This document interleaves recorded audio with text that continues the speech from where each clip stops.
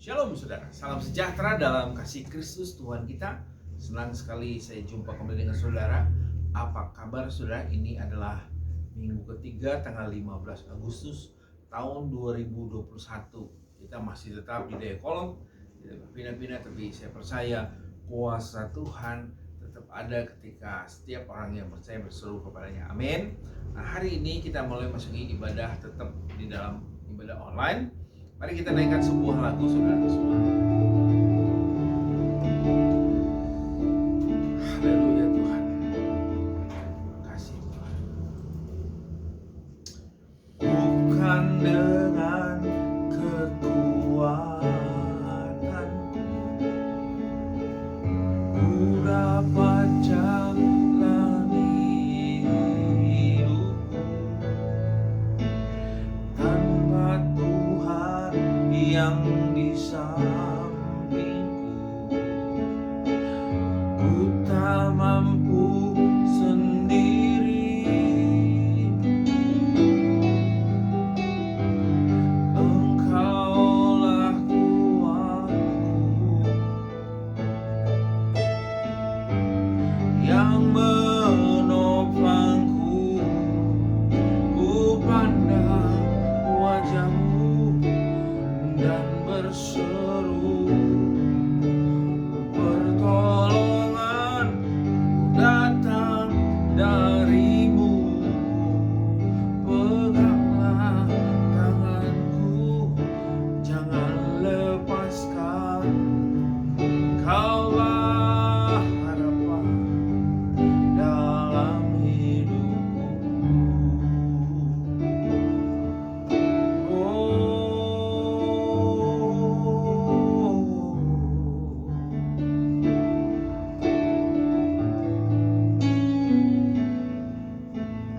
Bukan dengan kekuatanku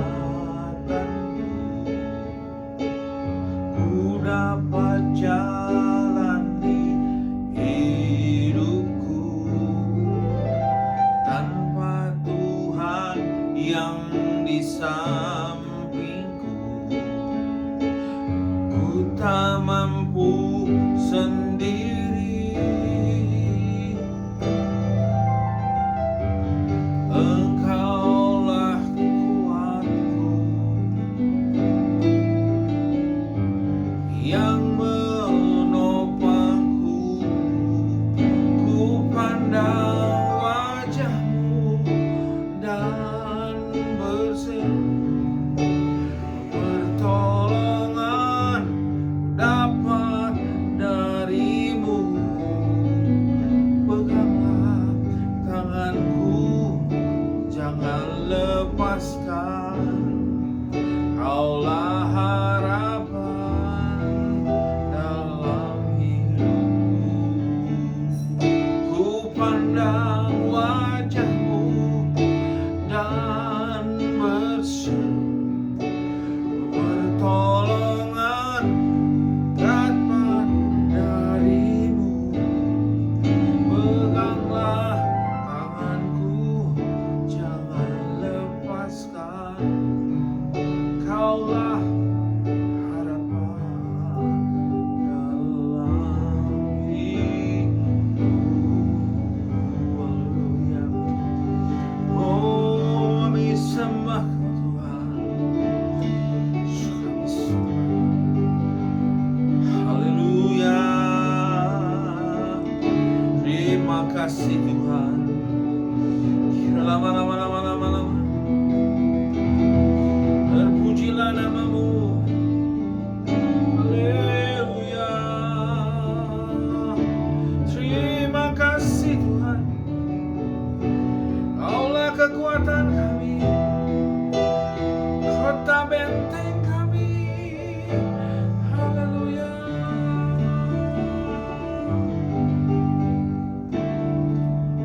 Maka kami bersyukur buat pagi hari ini.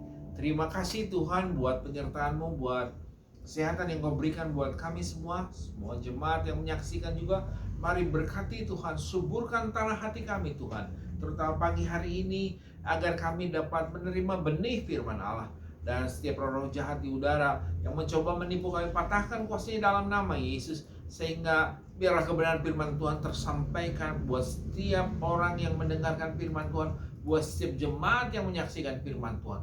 Terima kasih Tuhan, di dalam dan demi nama Yesus urapi hamba-Mu yang banyak kekurangan kelemahan itu Tuhan, agar bisa menyampaikan firman Tuhan. Terpujilah nama-Mu dalam nama Yesus, haleluya. Semua yang percaya dan siap mendengarkan firman Tuhan katakan amin. Baik, selamat pagi saudara, apa kabar? Kita udah lama tidak jumpa, ya sudah berapa bulan ini kita online terus. Tapi saya berharap saudara tetap semangat di dalam Tuhan, karena kita memiliki Tuhan Yesus. Artinya sekali kita percaya, selamanya kita harus percaya, dan kita harus siap dibentuk. Setiap minggu kita menerima pengajaran. Ya, minggu yang lalu kita sudah diajar, sudah diingatkan, sudah disimpulkan saudara, bahwa setiap minggu, setiap kali pengajaran firman Tuhan diberitakan, itu sebenarnya untuk menguatkan saudara, untuk mengingatkan saudara. Nah, yang paling baik adalah begini saudara, kalau saudara dengar firman Tuhan, yang penting tuh respon dari saudaranya. Responnya artinya begini, berbahagialah. Kalau zaman dulu ketika kita ibadah, seringkali setelah kita baca nats firman Tuhan, dikatakan berbahagia orang yang mendengar, yang merenungkan, yang menerima dan melakukan firman Tuhan serta membagikannya. Yang pertama, kenapa harus menerima? Saudara, tanah yang subur terdiri daripada hati yang siap menyambut firman Tuhan. Nah, saudara jangan tertipu sama tipuan iblis. Setiap minggu kita ibadah, tapi satu hal yang harus saudara tahu, saudara, kalau kita dengar firman Tuhan, hendaklah engkau menyambut firman Tuhan seperti tanah yang subur, memperlakukan firman Tuhan dengan sukacita, saudara, sehingga firman Tuhan itu ada kuasa dalam kehidupan saudara. Walaupun di masa sulit, saya percaya ketika kita sambut firman Tuhan, saudara, akan ada kuasa, damai sejahtera, sukacita oleh Roh Kudus, dan kebenaran akan memerdekakan saudara dan saya. Amin. Sebentar lagi kita memperingati kemerdekaan bangsa kita. Ya, sudah 70 sekian tahun ya, kita sudah merdeka. Nah, sama kita juga telah dimerdekakan oleh Tuhan kita Yesus Kristus. Dia telah merebut saudara kuasa dosa dan kematian di Kalvari. Amin. Nah, pagi hari ini kita akan lanjutkan. Minggu yang lalu kita sudah evaluasi bagaimana berpengaruhnya saudara cara menerima, cara menyambut firman Tuhan. Itu paling penting. Kalau saudara tidak menyambut, maka saudara, setiap janji-janji Tuhan tidak akan bisa digenapi di dalam kehidupan setiap anak-anak Tuhan yang percaya kepada Tuhan. Nah, kita akan lanjutkan. Nah, masa-masa sulit seperti ini saudara, ketika kita menghadapi tantangan masalah di masa pandemi ini, tentunya harus ada siapa saudara? Saudara saya teringat pada Tuhan Yesus mengadakan mujizat pertama, yaitu pada lembaga keluarga. Yaitu dia mujizat di mana ada pernikahan, kehabisan air anggur, dan Tuhan Yesus banyak mengadakan mujizat. Itu artinya Tuhan Yesus peduli pada lembaga yang terkecil di muka bumi itu, yaitu keluarga. Jemaat yang kuat, jemaat yang sehat terdiri daripada keluarga-keluarga yang kuat, yang ilahi. Ya, nah, saudara, mari kita masuk ke dalam tema minggu hari ini. Bunyinya adalah, temanya adalah keluarga ilahi. Banyak pernikahan yang tidak langgeng saudara, karena pasangan suami istri tidak punya konsep yang benar tentang pernikahan, atau mereka memiliki konsep pernikahan duniawi yang tidak sesuai dengan kebenaran firman Tuhan. Sehingga apa yang terjadi? Masing-masing pasangan, pria mau semau-maunya sendiri, ya perempuan semau-maunya sendiri. Akhirnya ketika firman Tuhan, ketika kehidupan dijalanin rumah tangga itu saudara, mereka tidak sampai kepada finishing well. Mereka di tengah jalan mereka berpisah, cerai. Nah, hendaklah minggu ini kita dikuatkan, sehingga di masa-masa sulit ini pernikahan yang kuat di dalam Tuhan tidak akan mengurangi berkat Tuhan. Amin. Nah, pengertian pernikahan, mari kita dengarkan pengertian pernikahan. Mari kita buka Maliaki 2 ayat 14. Jadi saudara yang berpikir mau pisah, saudara pikirkan kembali ini firman Tuhan. Ya, pernikahan adalah perjanjian ilahi, saudara. Mari lihat Maliaki 2 ayat 14. Ya. Dan kamu bertanya, oleh karena apa? Oleh sebab Tuhan telah menjadi saksi antara engkau dan istri masa mudamu, yang kepadanya engkau telah tidak setia, padahal dialah teman sekutumu dan istri seperjanjianmu. Jadi kalau saudara diberkati nikah di gereja, artinya saudara mengundang kerajaan Allah masuk di dalam rumah tangga Bapak Ibu yang terkasih di dalam Yesus Kristus. Ketika saudara minta direstui melalui pemberkatan nikah di gereja, artinya semua konsep kerajaan Allah tentang pernikahan saudara harus genapi. Ya, artinya Tuhan bilang apa yang dipersatukan oleh Tuhan tidak ada boleh yang memisahkannya. Karena saudara seperti ilustrasi, kalau ada dua kertas saudara disatukan dengan lem, misalnya dengan lem takol atau lem apa saudara, ketika dipisahkan bisa nggak? Bisa, cuma robek, hancur saudara. Ya. Nah begitu juga pernikahan sudah dipersatukan, lemnya adalah Yesus Kristus, Tuhan Yesus, kasih Kristus. Kenapa bisa lepas?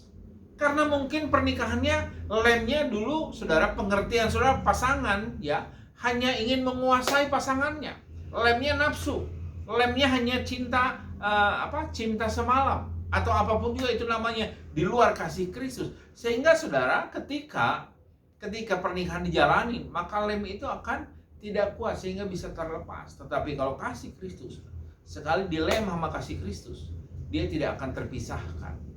Ini konsep kebenaran firman Tuhan. Sekali seumur hidup, kalau kita mengucap di gereja, tekan, ya saya bersedia menerima dia sebagai istri saya dalam keadaan suka maupun duka. Saudara, sampai mati, saudara harus genapi perkataan itu. Karena ini disaksikan oleh Tuhan kita, Yesus Kristus dan jemaat. Ya, jadi di sini dikatakan, ditegur di Malaikat 2 ayat 14, dan kamu bertanya, oleh karena apa? Oleh sebab Tuhan telah menjadi saksi antara engkau dan istri masa muda, yang kepada engkau telah tidak setia, padahal dia teman sekutumu dan istri seperjanjian. Jadi teman pewaris ya, dan istri seperjanjian adalah istri yang diberkati nikah di gereja. Ya, pertama kita masuk gereja diberkati, itulah saudara, teman sekutumu dan teman seperjanjianmu. Jangan kau berpikir untuk cari yang lain atau cerai saudara, karena di hadapan Tuhan ini adalah sebuah kejahatan. Sehingga apa yang Tuhan janjikan tidak akan turun ke dalam rumah tangga anak Tuhan yang percaya. Pernikahan adalah rancangan Allah, saudara, bukan ide manusia. Pernikahan adalah perjanjian suami istri dengan Kristus sebagai kepala keluarga. Suami istri berjanji untuk setia dalam keadaan apapun, juga sampai kematian memisahkan mereka. Saudara, kalau lihat di gereja kan cuman pas pernikahan itu cuma sedikit firman Tuhan, tapi kan kita ada pengembalaan pernikahan. Dari pengembalaan pernikahan itu saudara dikasih tahu, dari pihak suami harus begini, dari pihak istri harus begitu. Jadi selama itu digenapi, saudara, selama itu dihidupi dalam kehidupan pasangan suami istri, terutama dalam masa sulit seperti ini, maka saudara, kuasa Tuhan tidak akan terbendung untuk memberkati rumah tangga yang memegang janji-janji Tuhan. Amin. Ya, mari cek kehidupan saudara. Apakah suami, apakah sudah mulai tidak setia, atau istri? Mari cek ulang, saudara. Ini untuk meneguhkan anak-anak Tuhan di dalam Tuhan. Jadi gereja yang kuat terdiri daripada keluarga yang kuat, keluarga ilahi. Ya. Hal yang kedua, sudah dikatakan sini, pernikahan adalah menghayati kesatuan. Lihat, Matius 19 ayat 5 dan 6. Ya, jadi yang pertama tadi, saudara, adalah kita ingat seperjanjian, teman pewaris, seperjanjian. Yang kedua, dari sini pernikahan adalah menghayati kesatuan. Matius 19 ayat 5 dan 6 berkata begini, dan firman-Nya, sebab itu laki-laki akan meninggalkan ayah dan ibunya, bersatu dengan istrinya, sehingga keduanya menjadi satu daging. Demikianlah mereka, bukan lagi dua, melainkan satu. Karena itu, apa yang telah dipersatukan Allah, ya, tidak boleh diceraikan manusia. Ini dijelaskan, saudara. Jadi pernikahan adalah menghayati kesatuan. Ketika saudara menikah, saudara dengan istri saudara adalah satu, bukan dua lagi. Makanya sebetulnya kalau saudara ada satu ayat firman Tuhan berkata begini, satu orang mengalahkan 1000, dua orang mengalahkan 10.000. Ini luar biasa. Saya mengalaminya saudara dengan istri saya.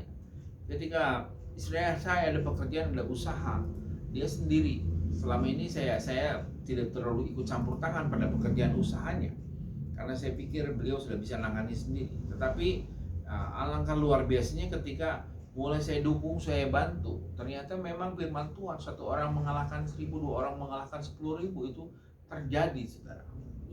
Demikian kuatnya firman Tuhan yang dipraktekkan oleh setiap anak Tuhan yang sungguh-sungguh takut akan Tuhan, ya. Dan firman-Nya, sebab itu laki-laki akan meninggalkan ayah ibunya. Nah, perhatikan saudara, ketika menikah ada banyak pasangan-pasangan yang tidak meninggalkan ayah ibunya, terus saja bersatu dengan ayah ibunya, sehingga apa? Janji-janji Tuhan tidak bisa digenapi, saudara, ya. Lihat Abraham, perjanjian memiliki anak ketika dia apa? Ketika dia pergi meninggalkan keluarganya. Dia padahal sudah settle, sudah mapan. Tapi Tuhan bilang, pergilah dari keluargamu, dari ayah ibumu, ke negeri yang akan kutunjukkan. Nah, janji Tuhan itu, saudara, akan terjadi ketika saudara mengikuti apa yang Tuhan perintahkan dalam kehidupan rumah tangga. Dikatakan ayat 5, sebab itu laki-laki akan meninggalkan ayah dan ibunya, bersatu dengan istrinya, sehingga keduanya menjadi satu daging. Kenapa harus pergi? Karena untuk menjadi satu kesatuan, untuk menjadi rumah tangga yang baik, dewasa, pria itu harus berpisah dari ayah ibunya. Begitu juga perempuan, anak perempuan. Sehingga mereka menjadi calon dari bapak, calon dari ibu. Mereka akan luar biasa ketika firman Tuhan digenapi. Karena apa? Firman Tuhan yang turun langsung ke atas pria dan wanita yang menikah itu akan membimbing mereka, akan memimpin mereka, sehingga mereka tidak dicampuri oleh orang tua lagi. Sehingga disitulah mereka melihat kasih karunia Tuhan, bagaimana penyertaan Tuhan yang luar biasa kepada rumah tangga yang mempraktekkan firman Tuhan. Ya. Jadi ayat 6, demikianlah mereka bukan lagi dua, melainkan satu. Karena itu apa yang telah dipersatukan Allah tidak boleh diceraikan manusia. Saudara, kalau datang ke gereja minta dipersatukan, jadi jangan berpikir untuk cerai lagi, tidak, ya. Tetapi apa yang dipersatukan Allah tidak boleh diceraikan oleh manusia, ya. Jadi satu kesatuan. Dan yang paling penting, saudara, adalah saudara di sini dikatakan laki-laki itu akan meninggalkan ayah ibunya. Kata meninggalkan, perhatiin baik-baik. Ada banyak anak-anak yang sudah nikah tapi masih tetap mau dekat dengan orang tua, tinggal bersama orang tua, dan akhirnya saudara sampai tua dengan orang tua. Dan akhirnya apa yang Tuhan janjikan, berkat-berkatnya Allah Abraham yang Tuhan janjikan, tidak mereka ngalami, tidak mereka mendapatkannya. Karena apa? Janji Tuhan dilanggar, saudara. Firman Tuhan dilanggar, maka ada konsekuensinya. Amin. Nah, saudara perhatiin baik-baik, saudara, karena saya praktekkan hal ini dalam kehidupan jemaat pun, saya nasihatkan hal itu. Anak saya sendiri pun ketika menikah, saya kasih tahu, kamu telah menikah, sudah dewasa, pisahkan dirimu daripada papa dan mama. Dan saya nggak pernah mau mencampuri urusan mereka. Karena apa? Satu hal yang saya tahu, penyertaan Tuhan akan lebih dahsyat, kasih karunia Tuhan akan lebih luar biasa ketika pasangan itu dibiarkan mandiri, hidup menjadi suami istri yang mandiri. Mau mendidik anak, semua nilai-nilai sudah saya kasih tahu. Ini nilai-nilainya, kamu tinggal praktekkan. Pergilah. Dan saudara akan menjadi luar biasa anak yang menuruti firman Tuhan. Ya, maka semua janji-janji Allah Abraham, Ishak dan Yakub tergenapi di dalam rumah tangga. Jadi apa saja saudara yang harus dipersatukan? Ya, jadi pertama adalah mesbah keluarga. Dalam keluarga saudara harus ada berdoa. Suami istri biasakan, kalau dulu dipimpin oleh papa dan mama, sekarang kamu sendiri atau Anda sendiri pria, mari bangun mesbah keluarga, pagi-pagi berdoa bersama istri, pimpin istrinya, belajar memimpin. Seperti Joshua, ketika Musa meninggal, dia menjadi pemimpin dan dia bilang, dia lakukan apa yang dikatakan oleh Tuhan. Tuhan katakan, kuatkan dan teguhkanlah hatimu. Anak-anak Tuhan yang percaya pada Tuhan, kuatkan dan teguhkanlah hatimu. Pimpin keluargamu ke arah yang takut akan Tuhan. Yang kedua adalah komunikasi yang jujur dan terbuka. Ya, setelah menikah, saudara, masalah keuangan, kebiasaan, keluarga apapun juga, saudara harus mulai terbuka. Saudara kalau mau mendukung keluarga, bantu adik atau kakak, saudara harus lapor sama pasangan karena engkau telah menjadi satu. Tidak boleh diam-diam, tidak boleh sembunyi-sembunyi. Ini yang membuat banyaknya perceraian pernikahan.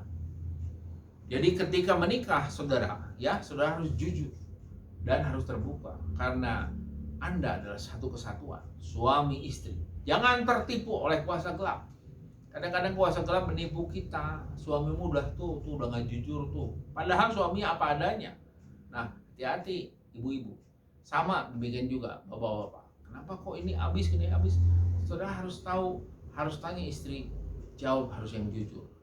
Kalau tidak jujur, nah saya kasih tahu, kalau tidak jujur, artinya saudara memberi kesempatan kepada si tipu muslihat iblis merasuki rumah tangga. Ada banyak masalah persoalan terjadi. Kenapa?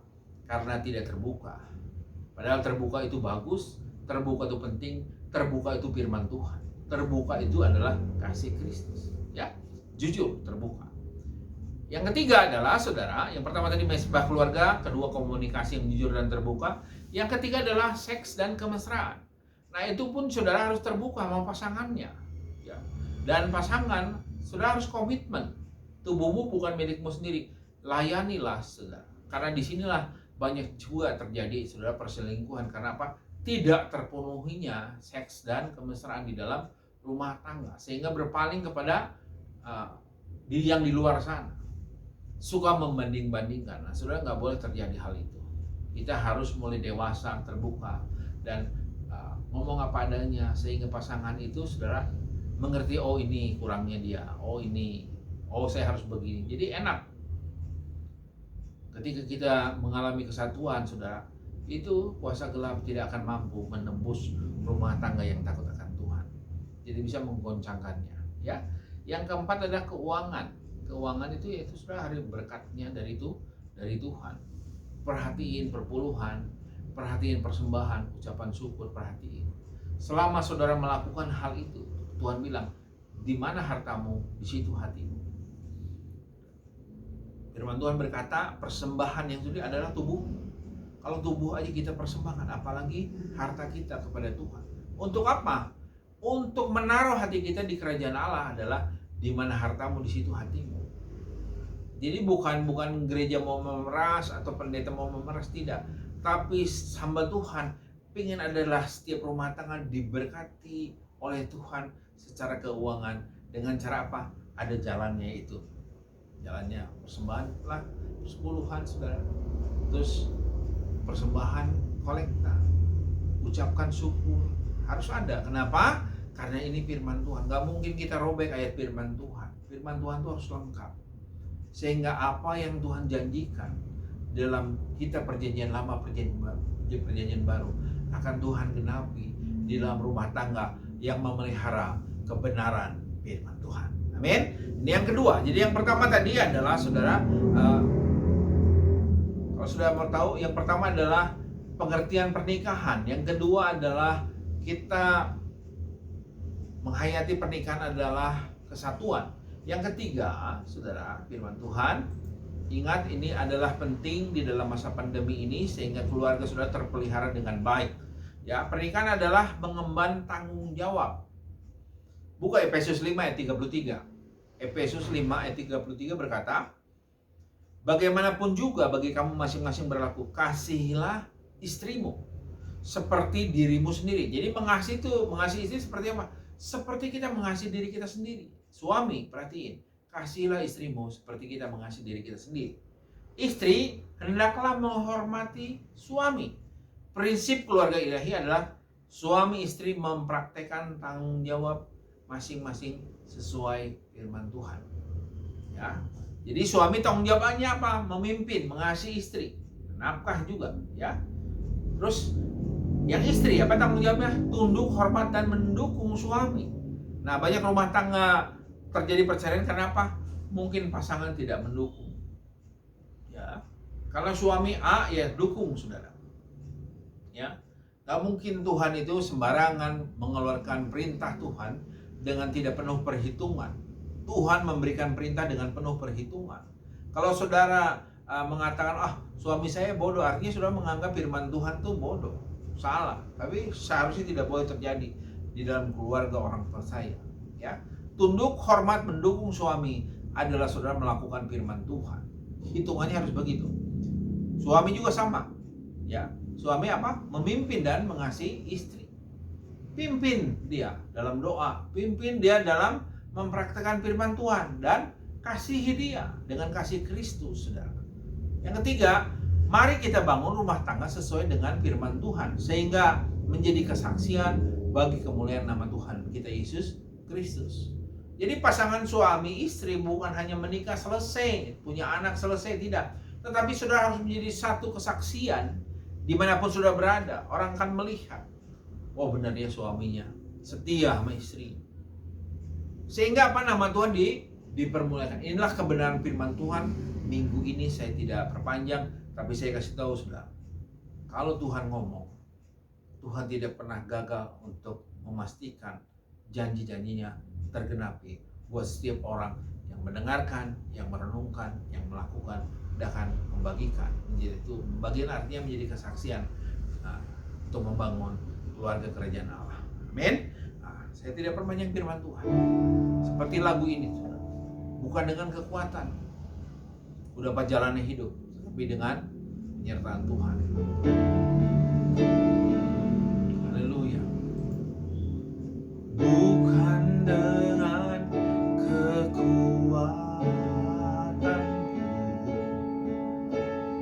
ku dapat jalani hidupku, tanpa Tuhan yang bisa ku tak mampu sendiri.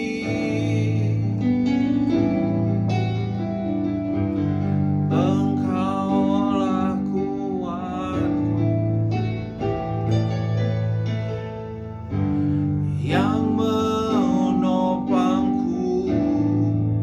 Ku pandang wajah-Mu dan berseru, pertolongan datang dari-Mu.